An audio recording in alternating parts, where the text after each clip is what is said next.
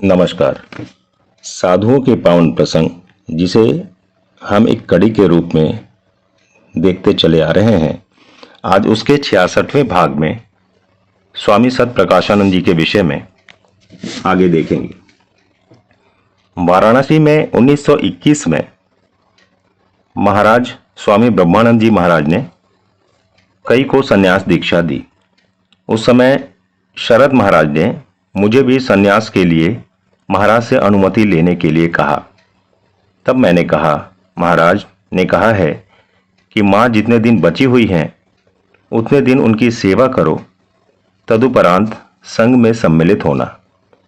उस समय योगीन माँ ने मुझे डांटते हुए कहा, बूढ़ी माँ का हाथ पैर बांधकर गंगा में फेंककर तथा कौपीन पहनकर साधु होना चाहते हो?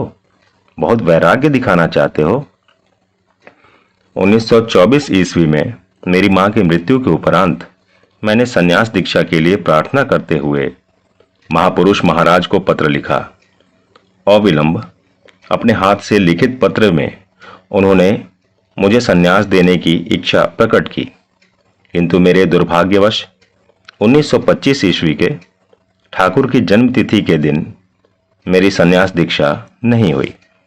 उन्होंने मुझे सोपवीत सगैरिक ब्रह्मचर्य दीक्षा दी और बाद में 1927 ईस्वी में पुण्य क्षेत्र काशी में श्री मां की जन्मतिथि के दिन संन्यास दीक्षा दी।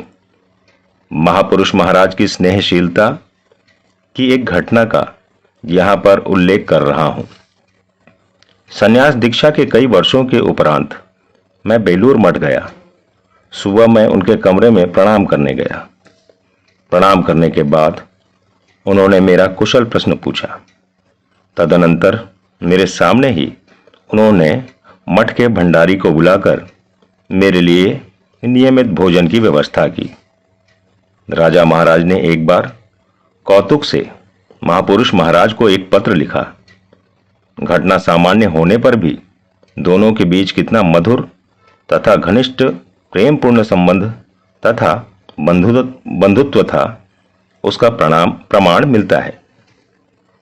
1917 ईस्वी के ठंड के दिनों के आरंभ में एक दिन बलराम मंदिर बैठक खाने के कमरे में उन्होंने मुझे पत्र के लिए कागज और स्याही दावात लाने के लिए कहा।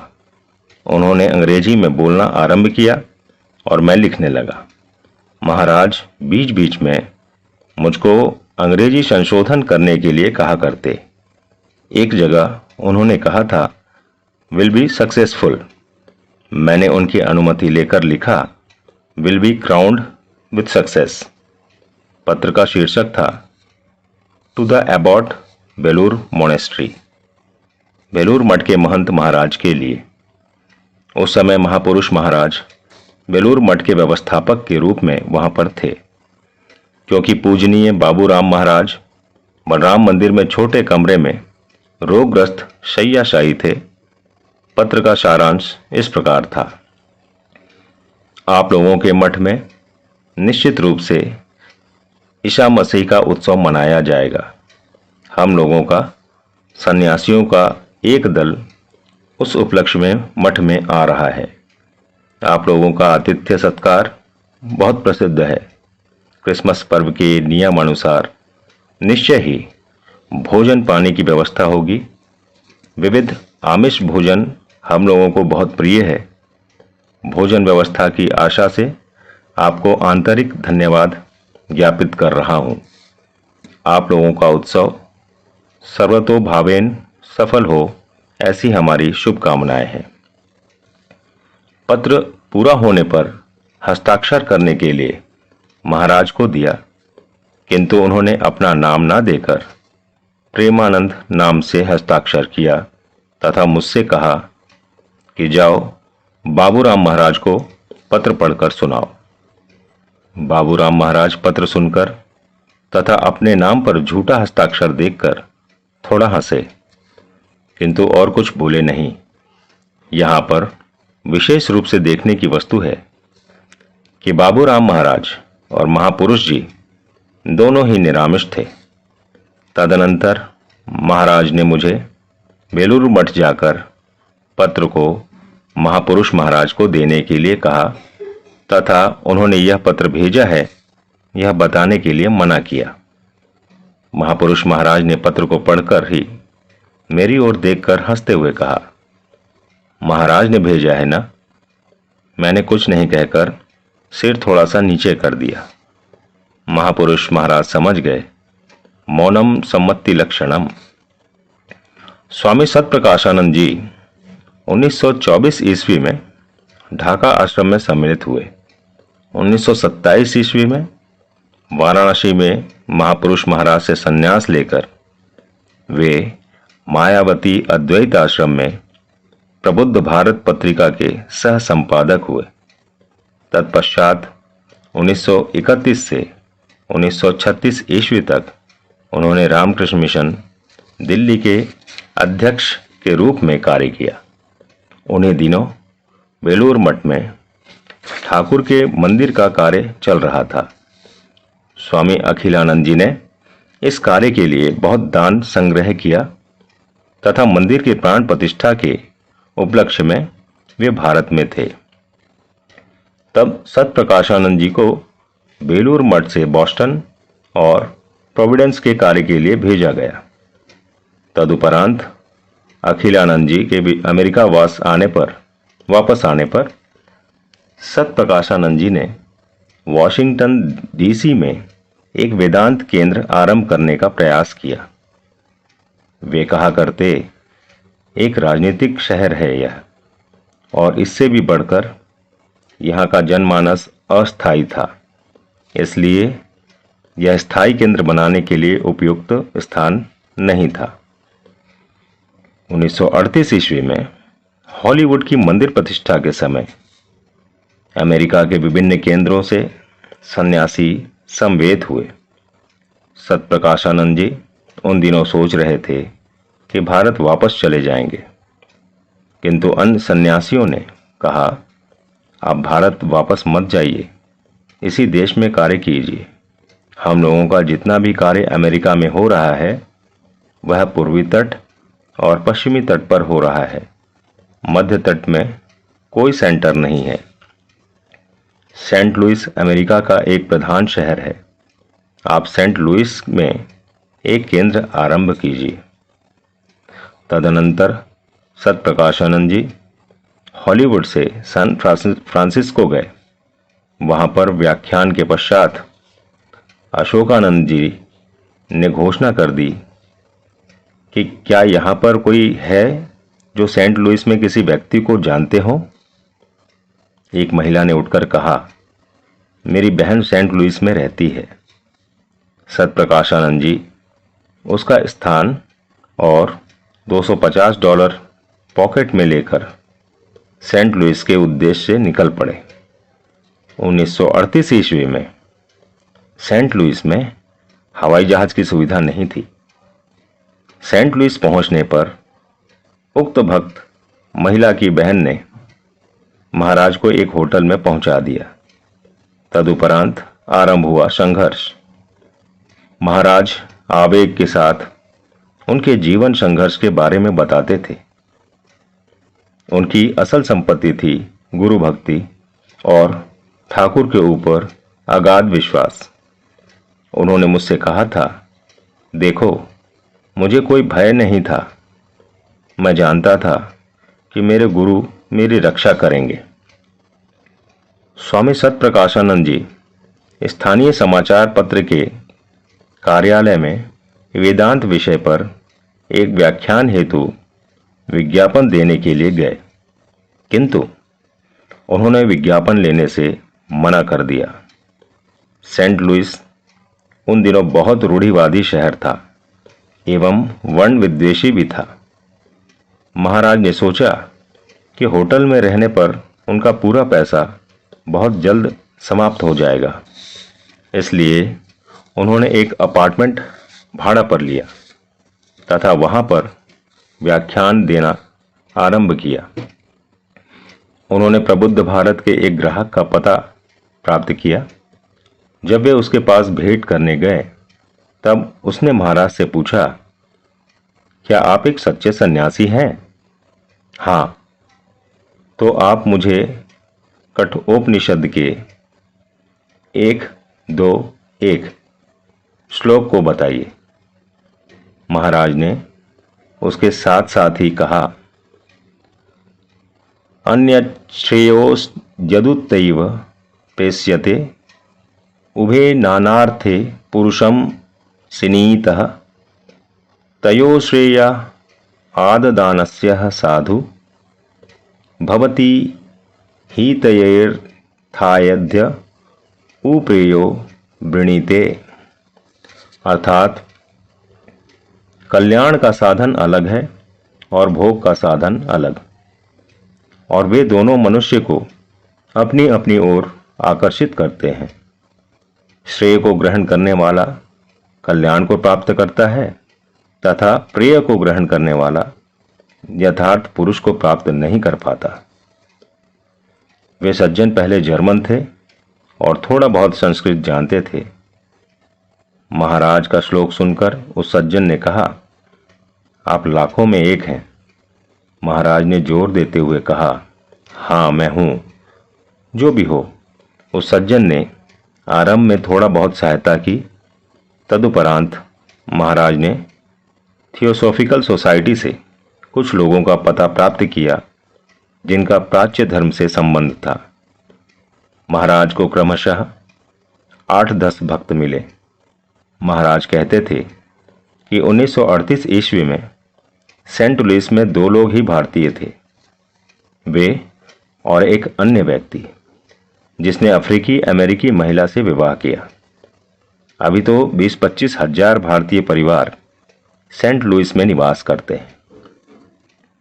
1938 से 1950 ईस्वी तक महाराज ने किराए के मकान में रहकर कार्य किया तथा दारिद्र्य में जीवन व्यतीत हो रहा था।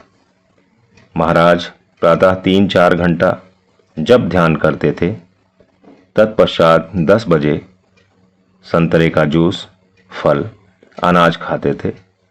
दोपहर में भोजन नहीं करते थे। संध्या समय एक अमेरिकी महिला आकर रात्रि के लिए भोजन तैयार कर देती थी। पौष्टिक भोजन के लिए पैसे नहीं थे। इन सभी अग्रणी सन्यासियों के आत्मत्याग से विदेशों में रामकृष्ण मिशन के अनेक केंद्र तैयार हुए हैं। ग्रीष्म की छुट्टी में 2-3 महीना वे हॉलीवुड, सैन फ्रांसिस्को या बॉस्टन केंद्र में चले जाते थे। अपनी पुस्तक, सामान आदि किसी भक्त के गैरेज में रख देते थे, जिससे अपार्टमेंट का किराया ना देना पड़े। 1947 ईस्वी में हस्टन स्मिथ सेंट लुइस के वॉशिंगटन विश्वविद्यालय में प्राध्यापक हुए। गेराल्ड तथा एल्डस हक्सले से स्मिथ की सत्प्रकाशानंद जी का संवाद प्राप्त हुआ और वे महाराज से भेंट करने आए। स्मिथ अमेरिका में वर्ल्ड्स रीजन, विशेषतः प्राच्य धर्म का वक्तृता, टेलीविजन तथा ग्रंथ के माध्यम से प्रचार करते थे। द वर्ल्ड्स रिलीजन ग्रंथ के हिंदुइज्म चैप्टर को लिखते समय सत्प्रकाशानंद जी ने उनकी सहायता की थी। तदनंतर दोनों के मध्य बहुत घनिष्ठता हो गई तथा स्मिथ सेंट लुइस वेदांत सोसाइटी के प्रेसिडेंट हुए। स्मिथ अपने कुछ छात्र छात्राओं को वेदांत सोसाइटी में ले आते थे तथा बाद में इन लोगों ने महाराज को कई प्रकार से सहायता की थी। 1952 ईस्वी के में महाराज ने वेदांत सोसाइटी के लिए एक मकान खरीदने का प्रयास किया, किंतु उनका शरीर का रंग सफ़ेद नहीं होने के कारण विक्रेता ने उनको घर नहीं दिया। तदुपरांत वर्तमान आश्रम का घर स्मिथ और उनकी पत्नी के नाम से खरीदा गया तथा बाद में उन्होंने वह मकान वेदांत सोसाइटी के नाम से स्थानांतरित कर दिया। 1955 ईस्वी में महाराज बर्फ के ऊपर गिर गए तथा रीढ़ की हड्डी दो एक जगह टूट गई। तत्पश्चात अस्पताल में ऑपरेशन के समय एक नाड़ी के खराब हो जाने से उनके पैर की संवेदना चली गई। शल्य चिकित्सक अपने समर्थानुसार जो कर सकते थे उन्होंने किया। उन्होंने इसके लिए कोई रुपया लेने से मना किया। शल्य चिकित्सक ने महाराज को कई महीने खाली पैर बालू पर चलने के लिए परामर्श दिया। महाराज तब बॉस्टन के मार्क्सफील्ड रिट्रीट के पास अटलांटिक हैमरॉक बीच पर 2 समय चलते थे। स्वामी अखिलानंद जी ने सब व्यवस्था की। जो भी हो, पैरों में कुछ संवेदना तो वापस आ गई, किंतु उनको संतुलन की समस्या रह गई। यह सब रहने पर भी वे 1956 ईस्वी में भारत गए। अमेरिका के 43 वर्ष के सुदीर्घ कार्यकाल में वे केवल इस समय ही भारत गए थे। सेंट लुइस ग्रीष्म में बहुत गर्म तथा ठंड में बहुत ठंडा रहता है।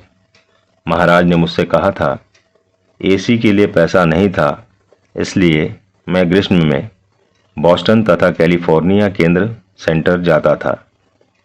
क्रमशः मैंने कुछ पैसे जुगाड़ लिए तथा एसी लगाया। तब पुस्तक लिखने का कार्य आरंभ किया। उन्होंने वेदांत तथा ठाकुर स्वामी जी पर बहुत से मूल्यवान ग्रंथ लिखे हैं। 1976 ईस्वी में प्रभवानंद जी महाराज का शरीर जाने के बाद मैं सेंट लुइस में महाराज से भेंट करने गया। जीवन के अंतिम 4-5 वर्ष सतप्रकाशानंद जी प्रायः शय्याशायी थे, फिर भी उनकी स्मृति तथा आवाज स्पष्ट थी। मैंने उनके साथ विभिन्न विषयों पर प्रायः 2 घंटे तक साक्षात्कार किया, जो टेप में रिकॉर्ड किया हुआ है। उन्होंने मुझसे प्रभुआनंद जी महाराज की मृत्यु तथा उनकी मेमोरियल सर्विस का विवरण सुनकर कहा, चेतनानंद, मेरे यहाँ तो कोई नहीं है। मेरी मृत्यु के समय क्या तुम आ सकते हो? मैंने कहा, महाराज, यहाँ से फोन आने पर मैं 5-4 घंटे के भीतर हॉलीवुड से आ जाऊंगा। आप कोई चिंता मत कीजिए। यह सुनकर वे बहुत आनंदित हुए। स्वामी सतप्रकाशानंद जी महाराज एक सच्चे सन्यासी थे। जप, ध्यान, शास्त्र अध्ययन तथा अध्यापन में वे डूबे रहते थे। मैंने उनके मुख से किसी भी दिन पर निंदा पर चर्चा नहीं सुनी। 1977 ईस्वी में जुलाई में मैं 3-4 महीने के लिए भारत गया। तदनंतर वापस आकर सुना कि मुझे सेंट लुइस में स्थानांतरित करने की व्यवस्था हो रही है। बेलूर मठ के आदेश से 1 मार्च 1978 ईस्वी को मैं सेंट लुइस गया। स्वामी सतप्रकाशानंद जी बहुत आनंदित हुए। उन्होंने मेरे हाथ में मंदिर में रखी हुई अस्थियों की चाबी देकर कहा, देखो, उस छोटे चंदन की लकड़ी के डिब्बे में ठाकुर, श्री मां, स्वामी जी महाराज, महापुरुष महाराज तथा बाबूराम महाराज की अस्थियां हैं।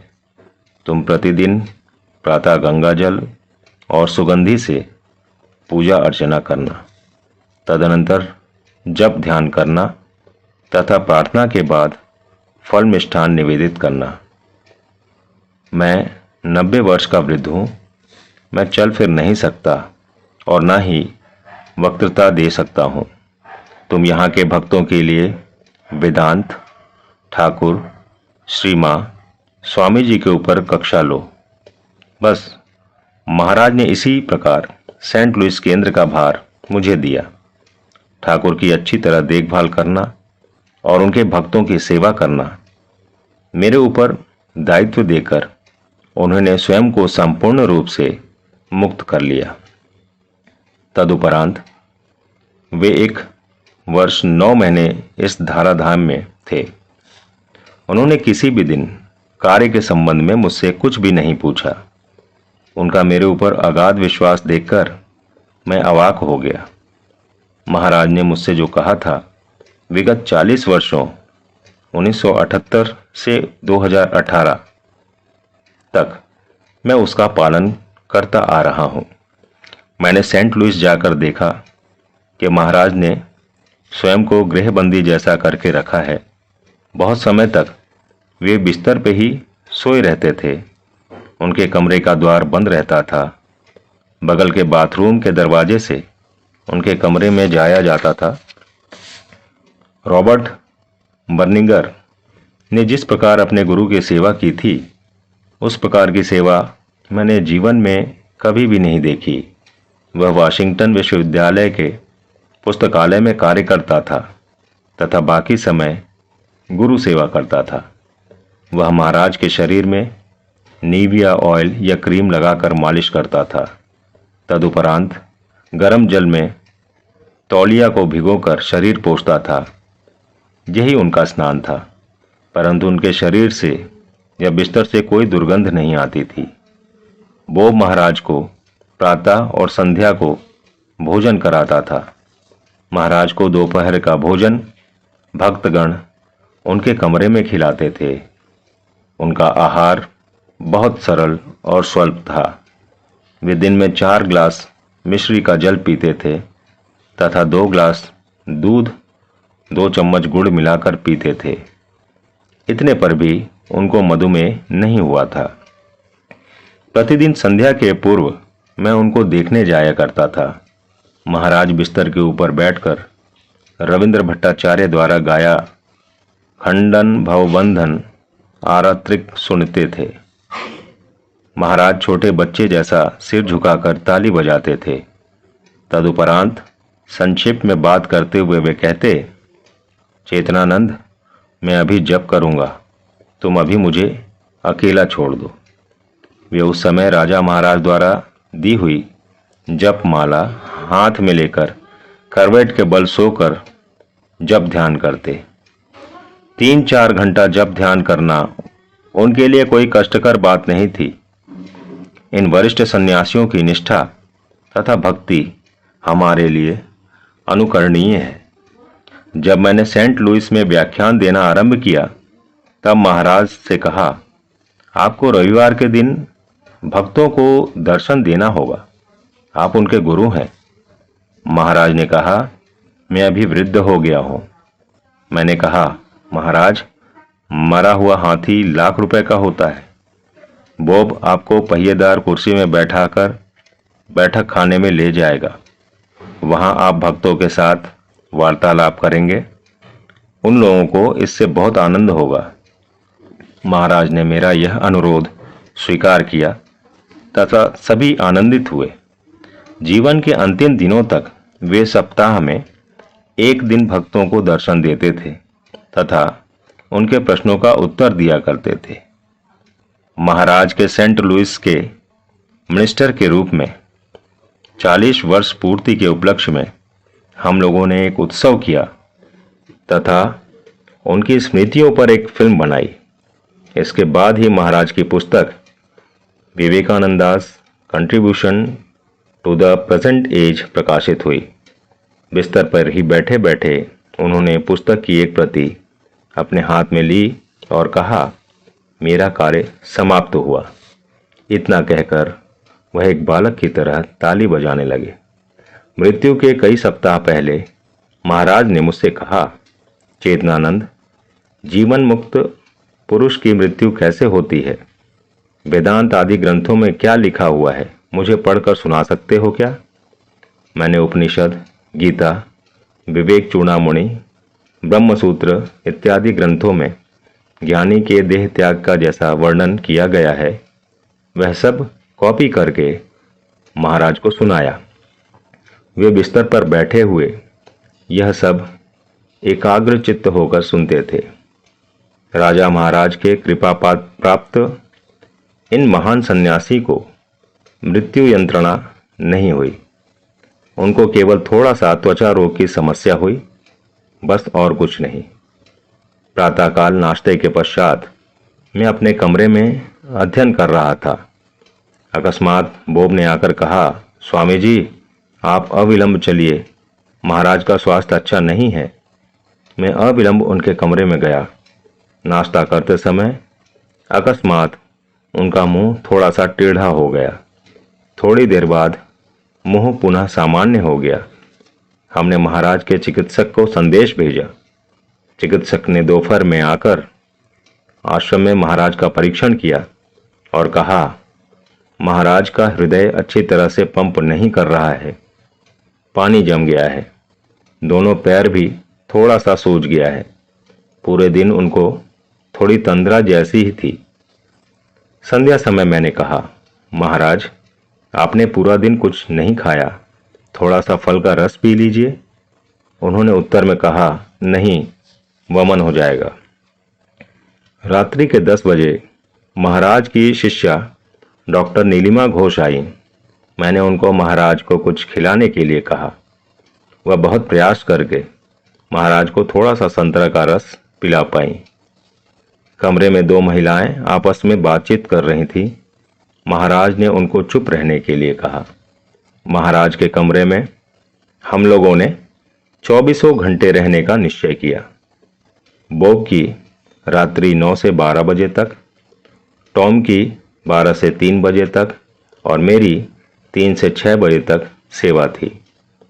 25 नवंबर 1979 रात्रि के 4 बजे महाराज ने थोड़ा सा वमन किया। उसके बाद ही देखा कि शरीर स्थिर हो गया, कोई कष्ट नहीं हुआ। तत्पश्चात हम लोग अमेरिका के 9 केंद्र के प्रमुख साधु तथा हस्टन स्मिथ ने मिलकर बृहत रूप से स्मृति सभा का आयोजन किया। उस सभा में अनेक भक्तगण आए थे। इन महान सन्यासी का प्रेम तथा आशीर्वाद पाकर मैं धन्य हो गया हूं। आज के लिए बस इतना ही। जय श्री रामकृष्ण। श्री रामकृष्ण।